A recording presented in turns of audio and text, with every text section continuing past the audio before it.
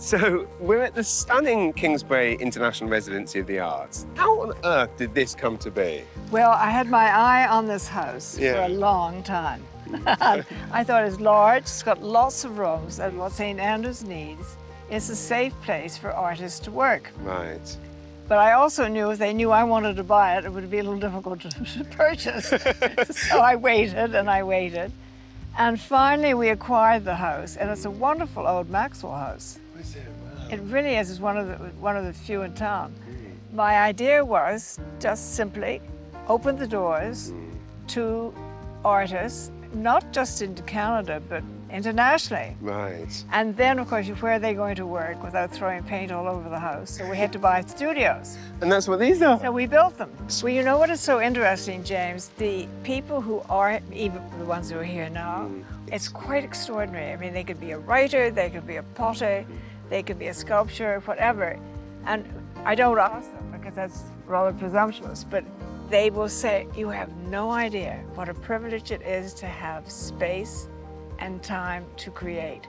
And that's the whole object of the exercise. But you know, we're using Kira also more for corporate events too, for think tanks and things like that, and for the military who suffer from PTSD. Wow. So we're open to all kinds of people. So instantly, as soon as you finally managed to purchase the kind of dream property, you immediately turned it into this kind of force for good, not just artistically, but also to help people with, you know... Give them space. But what's amazing is that you are one of the few people I've ever met who really does embrace all art forms and treats them all with equal reverence and respect, which, again, I mean, as a comedian, so often people say, well, you're not a real artist because you don't paint things, and often people say, musician, you're not real artist. And you're someone that respects all art forms. And where do you think that passion and love came from? Well, I think it's creative. I think I'm creative. Right. And so I recognize it in other people. And you're creative. So think of your medium. It's very creative. You illustrate and articulate what takes your fancy, what you see, and you want to bring it to other people. Right, that's nice. So if you think about it, whether you're a sculptor, or you work in metal, or you're painting, or music, again, you're interpreting what interests you and bringing it to the world. Yeah. And that grasps me. I've always responded to that, and I think I always will. That's beautiful, and that leads me perfectly to probably my favorite part of this entire amazing operation, but also my favorite place in the world to perform, the Amphitheatre. Okay, shall we will. Perfect.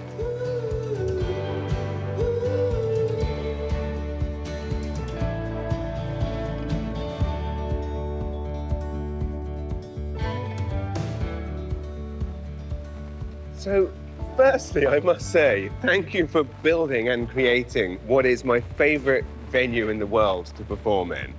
I guess my question is, what kind of lunatic builds a performing arts venue of this size, which could seat about 3 times the population of the town it's in? Well, you're right, it wasn't lunatic. It was lunatic Lucinda.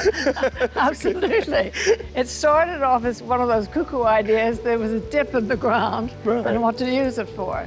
An amphitheatre sort of seemed logical.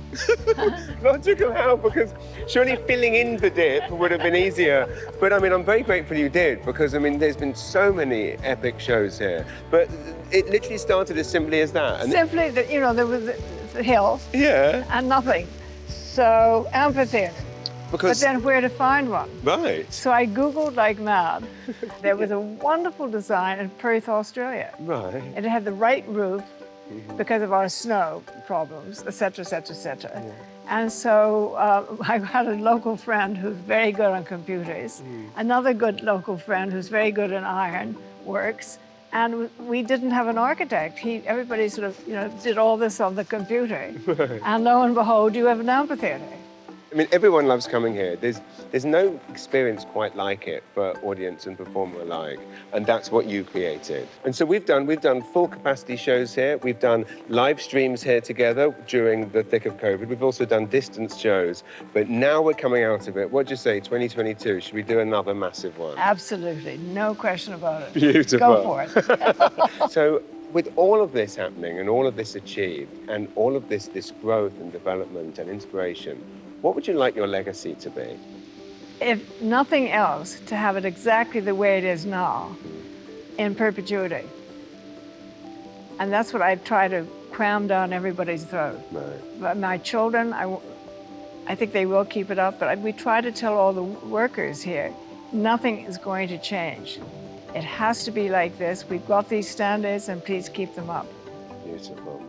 Well, you've got the right team for it, and as you and I both feel the same way, that we want our children and our children's children to be coming here and experiencing what we experience here now. Exactly. Amazing. And we have a wonderful team here. Yeah. Absolutely fantastic. Incredible. Well, I can't thank you enough for a truly magical day, as it always is. Thank you for You're being here. inspiration. Your Thank program. you so much. I'm looking forward to the Big Bash in 2022. The Big Bash 2022. Can't We're going to combine everything. We're going to have artists painting. I'm going to be doing stand-up. We're going to have oysters. We're going to have it all. The works, and then we're going to celebrate afterwards. Exactly. A boozy do. A boozy do. Sign me up. All Happy right, days. Thank you so fantastic. much. Wonderful. Thank you so much.